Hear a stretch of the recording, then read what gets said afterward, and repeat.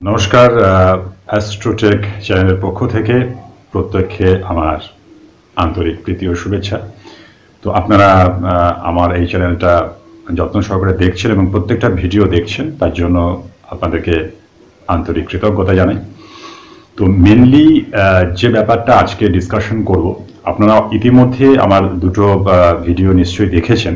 আপনারা প্রত্যেকেই দেখেছেন, প্রত্যেকেই আমাকে হোয়াটসঅ্যাপ করে আপনারা নিশ্চয়ই জানিয়েছেন আপনারা, এবং খুব ভালো লাগলো যে আপনারা মনোযোগ সহকারে এই চ্যানেলটা দেখছেন। তো আমি চাইছি যে জ্যোতিষটাকে আরো সুন্দর করে যাতে প্রত্যেকে শিখতে পারে, প্রত্যেকে জানতে পারে, সেই জন্যই এটাই আমার উদ্যোগ নিয়েছি।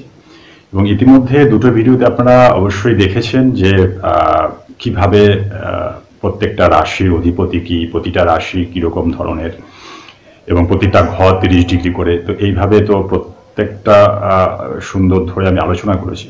তো একটা বিষয় হচ্ছে কি, প্রতিটা রাশির যদি আমরা গুণাগুণ বা প্রতিটা রাশির যদি সিস্টেম আমরা জানতে না পারি, তাহলে কিন্তু খুবই অসুবিধা হবে।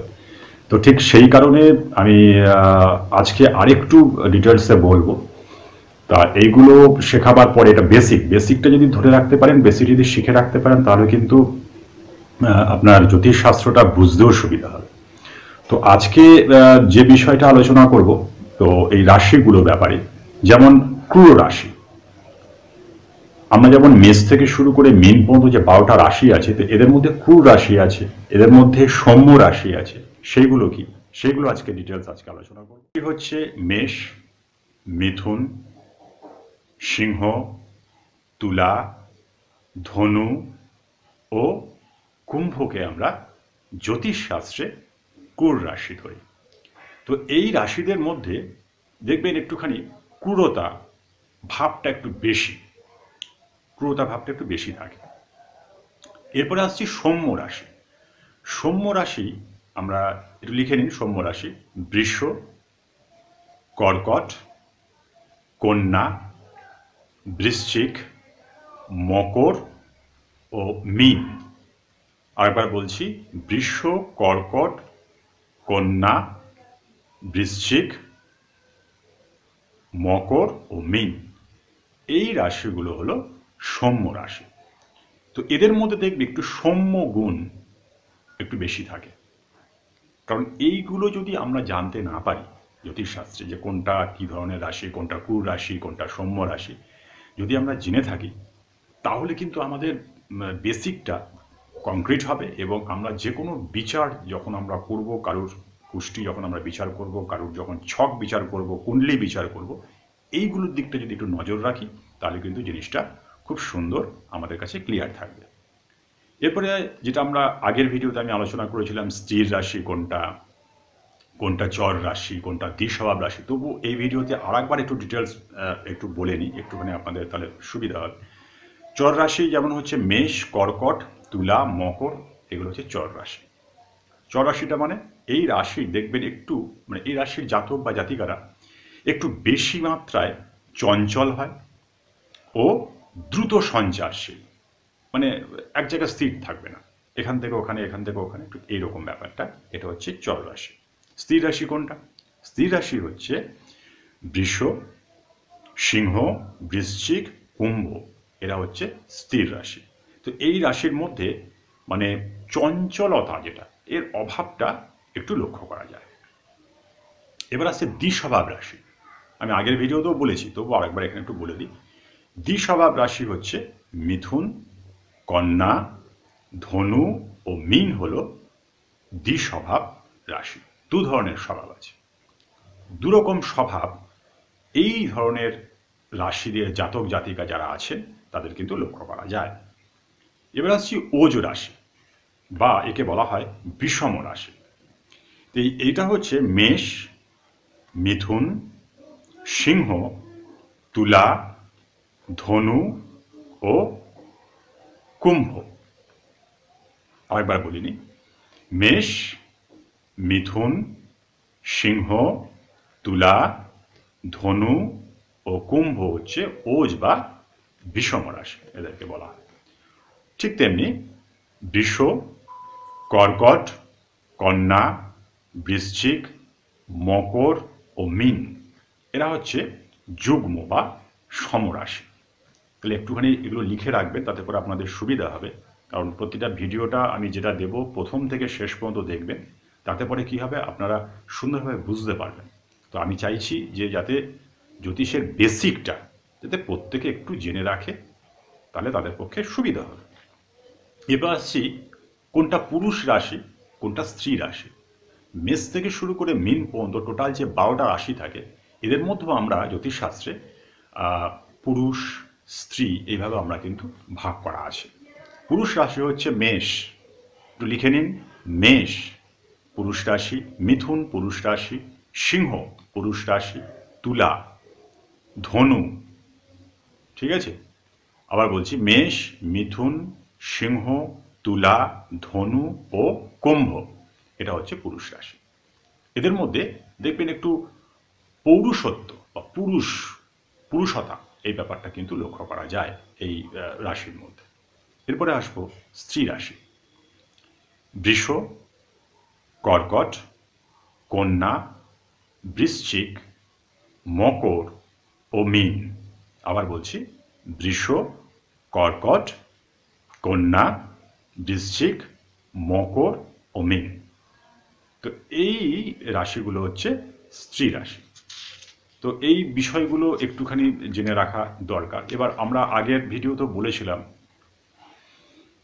যে অগ্নি রাশি কোনগুলো, ঠিক আছে, পৃথ্বী রাশি কোনটা, বায়ু রাশি কোনটা, জলরাশি কোনটা। তো তবু একবার একটু আজকে এই ভিডিওতে একটু আপনাদের যখন সামনাসামনি হয়েছি আমি একটু ক্লিয়ারলি বলে দিই। অগ্নি রাশি হচ্ছে মেষ, সিংহ, ধনু রাশি হচ্ছে অগ্নি রাশি। মেষ, সিংহ, ধনু। মেষ, সিংহ, ধনু হচ্ছে অগ্নি রাশি। পৃথ্বী রাশি কোনটা? বৃষ, কন্যা এবং মকর। বৃষ, কন্যা এবং মকর হচ্ছে পৃথ্বী রাশি। বায়ু রাশি কোনটা? মিথুন, তুলা ও কুম্ভ হচ্ছে বায়ু রাশি। আর জলরাশি হচ্ছে কর্কট, বৃশ্চিক ও মীন। তো এইভাবে যেমন আমাদের পৃথিবীর যে তত্ত্ব, যেটা অগ্নি, পৃথ্বী, বায়ু, জল, এই 4টি তত্ত্ব মধ্যেও কিন্তু এই 12টা রাশির পড়ছে। সেইভাবেই আজকে বলে দিলাম। এখন ব্যাপারটা হচ্ছে আমরা যখন এগুলো যখন আপনারা কোনো কুষ্টি বিচার করবেন বা ছক বিচার করবেন, তখন কিন্তু এই পুরুষ স্ত্রী, তারপরে ধরুন অগ্নি, পৃথ্বী, বায়ু, জল, যে যে তত্ত্বের যে রাশিগুলো যেগুলো, এগুলো কিন্তু আপনাদের যদি জেনে রাখেন, বিচারের প্রক্রিয়াটা কিন্তু খুব সুন্দর হয় এবং সঠিক হয়। সেই কারণে এবার আসছে পূর্ণ সংযোগ রাশি। পূর্ণ সংযোগ রাশি কোনগুলো? মেষ, কর্কট, তুলা, মকর, এটা হচ্ছে পূর্ণ সংযোগ রাশি। এরপরে আসছি বৃষ, সিংহ, বৃশ্চিক ও কুম্ভ, এটা হচ্ছে পুষ্কর সংযোগ রাশি। আর মিথুন, কন্যা, ধনু ও মীন, এরা হচ্ছে আধান সংযোগ রাশি। তো এইভাবে কিন্তু রাশিগুলোকে আমরা ভাগ করেছি জ্যোতিষ শাস্ত্র মতে, যাতে আমাদের কুষ্টি বিচারে যে কোনো জিনিস একটা নির্দিষ্ট জায়গায় পৌঁছতে, নির্দিষ্টভাবে বলতে, বা একটা মানুষের একটা জাতক বা জাতিকার কী কী পরিস্থিতি, সেইগুলোর জন্য এই বেসিক ব্যাপারটা কিন্তু আপনাদের একটু শেখাবার আমি সংকল্প নিয়েছি। আশা করি আপনারা মন দিয়ে আমার এই ভিডিওটা দেখবেন এবং অবশ্যই লাইক সাবস্ক্রাইব করে রাখবেন, যাতে করে পরবর্তী ভিডিও অবশ্যই আপনার কাছে পৌঁছয়। এবার একটা বিষয়, এটা একটা খুব ইন্টারেস্টিং বিষয়, একটু আপনাদের সঙ্গে শেয়ার করবো, যে মানুষের মাথা থেকে পা পর্যন্ত রাশি কিন্তু জ্যোতিষশাস্ত্রে বলা আছে।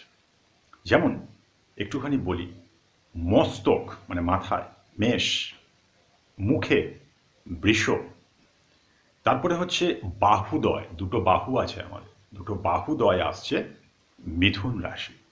মিথুন রাশি দুটো বাহুদয়কে জ্যোতিষশাস্ত্রে আমরা বিচার করি। তারপরে আসছে চেস্ট, বুক, এই জায়গাটা হচ্ছে কর্কট রাশি।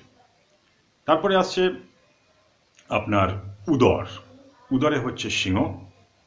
তারপরে হচ্ছে কটি দেশে হচ্ছে কন্যা, বস্তি দেশে হচ্ছে তুলো, গুহ্য দেশ আমাদের শরীরের বৃশ্চিক, উরুদয়, দুটো উরু আছে আমাদের, ধনু, জানুতে হচ্ছে মকর।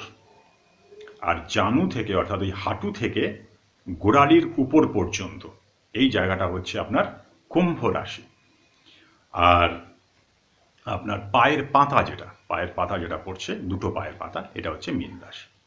তো এইভাবে কিন্তু মানে আমরা অ্যাস্ট্রোলজিতে মানুষের মাথা থেকে শুরু করে পায়ের পাতা পর্যন্ত কোথায় কোন কোন রাশি অবস্থান করছে সেভাবে কিন্তু বলে দিলাম।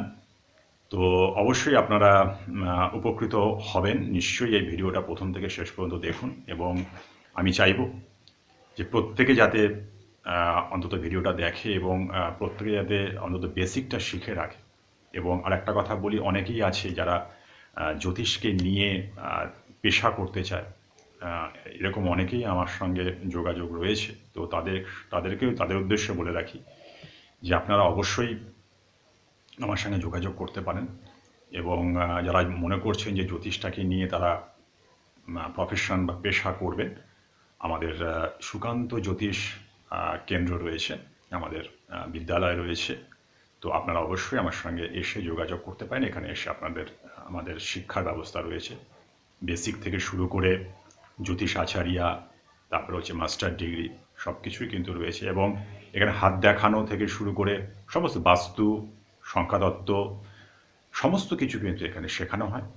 আপনারা অবশ্যই আমার হোয়াটসঅ্যাপ নাম্বার দেওয়া রইল, সেখানে আপনারা অবশ্যই যোগাযোগ করে নেবেন, যাতে আপনারা ভবিষ্যতে যদি মনে করেন যে এটাকে পেশা করবেন, তাহলে অবশ্যই আমি কিন্তু সম্পূর্ণভাবে আপনাদেরকে আমরা সহযোগিতা করব। ঠিক আছে? আর বেশি এই ভিডিওটা দীর্ঘায়িত করব না। ভালো থাকুন, সুস্থ থাকুন। নমস্কার।